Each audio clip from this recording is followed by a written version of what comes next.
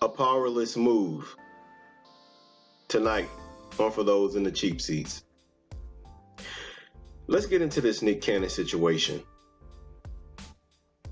A lot of people are curious to why Nick Cannon lost his job, subsequently fired from Wild 'N Out, supposedly his own creation, why he had to double back and apologize even though he said nothing wrong.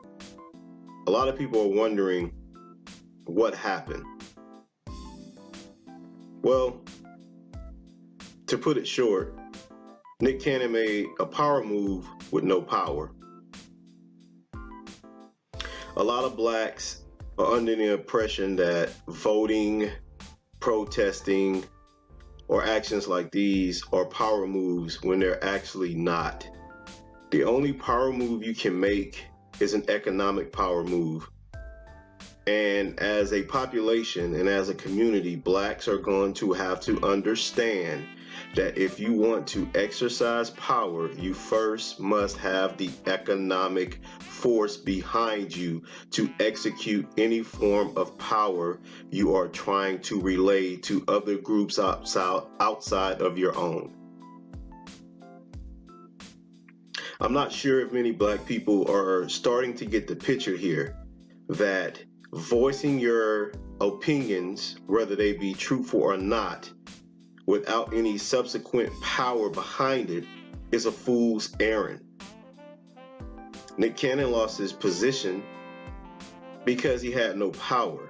He didn't lose his position because what he said was wrong or what he said wasn't factual. He lost his position simply because he had no power to stand behind himself. A powerless people are a people that are oppressed. And if you take a look around, blacks are thoroughly and utterly oppressed. And the reason we continue to stay oppressed and will remain oppressed is because we have no economic power. We have no group economic power. We're a bunch of individuals running around here trying to attain riches and wealth with no power structure behind anything that you attain. So you're essentially a lone soldier or a lone wolf fighting armies. How's that working out for us? It doesn't work out at all, does it? You have no gains. For how many years now have we been fighting the good fight with little or no results? You can get out here, you can vote, you can get out here and participate in the political system. But if you participate in these systems with no power, no economics behind your voice, it's a fool's errand. You have to have economic power to move in the world we live in. And until we as black people decide to gain some type of economic power, we will always be at the whims of others and their power. The reason Nick Cannon is without his Wild 'N Out show is because Nick Cannon was an employee bucking against his employer. Point blank, period. Nick Cannon often touted on the show that he was a boss. He was a boss of nothing. He was a boss of his mouth. He was not a boss of the show. Yeah, he created the show. He gave the show to Viacom to become an employee to get a check. What sense does that make? Black people, you have got to understand, simply because someone can cut you a few $1,000,000 doesn't mean that this is equivalent to the power that they will to give you that money.